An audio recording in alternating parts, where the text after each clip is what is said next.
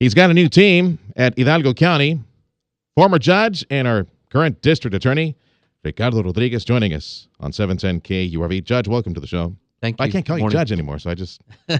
Fiscal, welcome to Ricardo's the show. fine. Right. So tell me about your new team.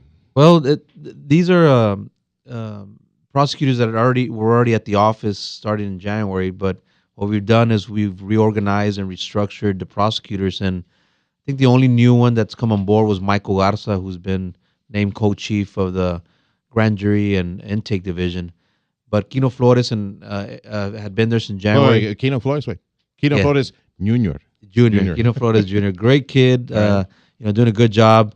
And then Eric Schreiber, who'd been there for about 13 years, who now is co-chief of the check fraud division. All right. So the plum appointments go to the people that supported you in the campaign, right? Is that the way it works out? No, not at all. Eric Schreiber, he was there. He's been there for a long time, but these are just individuals that I felt that deserved this recognition and positions that help the DA's office. Towards the end of last year, we talked a little bit about your vision, your focus, yes, sir. And how to prosecute certain crimes and things like that. I mean, where do you stand on the new strategy for the DA's office? I mean, we're doing well. We're disposing of many cases, and my approach was how bad is the backlog? We got about 13,000 cases pending in misdemeanor cases, and the felony section, the judges have done a good job of staying on top of their cases, especially those that are in jail. The misdemeanor cases, there's just a flux. Put that into perspective for me, Judge. How 13,000 time-wise? What are we looking at here with the crew that you have? Who knows? I mean, you have any idea how many you shovel out of there on a monthly basis? Well, up to today, in the 3 months, we've disposed of. I think the number is about 4,800 misdemeanor cases that we've disposed of till up to today. Yeah, it's 3 months worth. That's a lot of work. Yeah, and I don't have a number on the felony cases, and that's because again the misdemeanor cases are the ones that really keep us busy. We have one prosecutor per court.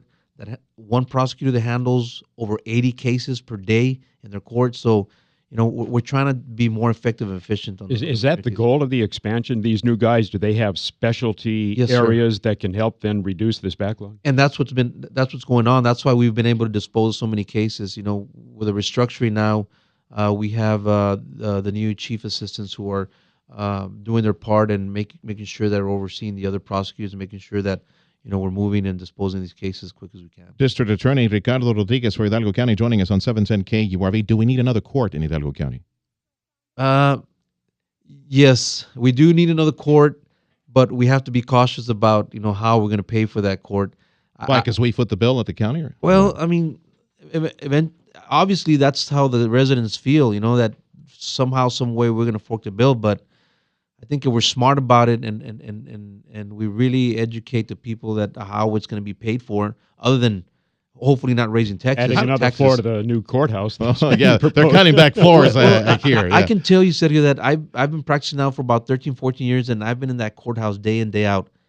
Yes, we need a new courthouse. I mean, the citizens of the county deserve... Proportionally speaking, and considering how quickly the area is ballooning in population, I mean, are we keeping up with the burden? No, I mean, we're on county court wise, we're behind 2-3 courts. We should be, at 11 misdemeanor courts at least, and another district court or 2. 5 years ago, I remember the county judge complaining that, man, we're 1 million people in Hidalgo County. Forget this 800,000 stuff. We're 1 million people. We probably are. In Hidalgo County. Yes, we're over 1 million. Yeah. Census wise, we're still below, but yeah, the census isn't counting everybody. Yeah, we're over 1 million.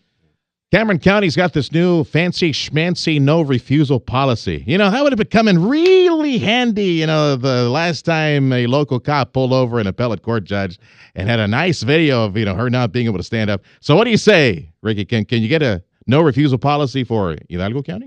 As a matter of fact, I had a meeting with the majority, the chief of police of Hidalgo County, and I think it's going to have to be a team effort. I'm going to reach out to all the agencies. I would like to have a no refusal policy here in Hidalgo County. It will strengthen the cases and it'll help us prosecute these DWIs more efficiently. You have a good relationship with your counterpart in Cameron County. Can you approach him and get some ideas on how they're doing it to get it done in Hidalgo? Since day one, when I was elected, Luis Science has reached out and has helped us tremendously, and we've been working together. Not only on we throw things at each other on things that could help the county, but on eight-liners, he's been instrumental, and he's been helping us a whole bunch just on eight-liners. Hey, before I let you go, I need to get your opinion on what everybody's talking about today. It's, that cop that shot this motorist in the back. We can all plainly see in that video what took place. I don't know what happened before, and quite frankly, it doesn't matter. Well, we could find out today. The police dash cam might be released today. But going back, I think it really doesn't matter. You got a guy who can barely run away. I mean, the cop could have run after him. The guy looked like he was walking away. But and I need to get your opinion on that. And body cameras for cops, number two. And what body cameras for cops, that would pretty much solve everything, don't you think? Well, I mean, for in this instance, for example, body camera would have showed exactly what was going on from the beginning to the end. Obviously, I think we caught the end part of it, and based on that, obviously, there's no reason why this individual should be charged with murder. And let me ask you something else. There was a goofball proposal, in my opinion, by a North Texas lawmaker up in Austin, said that people should not be allowed to take video of police doing their job. Imagine that. Imagine if that would have been in place. That's the question. Then we would have never had this video of what would happen, and then you get into a situation where it's just like some of the other cases where it's a he said and one side said this, the other side says this. And you want to trust your police. You want to trust your police officers, but when something like this happens, we do, and I think we should continue trusting them because of this cop. It shouldn't bring down so many other cops that are out there that do such good work and they dedicate themselves to the community. You are in the business of prosecuting, and we were talking about this yesterday a little bit. It's always the cop's word versus the citizen's word, and I think that through all these years, been disproportionately, the cop has the stronger word, or people will believe more what the cop has to say. That's my opinion, and because of that disproportionate opinion, I think that the cop and the judges and anyone else who violates the public trust should be held to a higher standard and prosecuted more severely. I mean, what do you think as a prosecutor? I mean, of course, public servants or officers or judges, I agree, we should be held to a higher standard.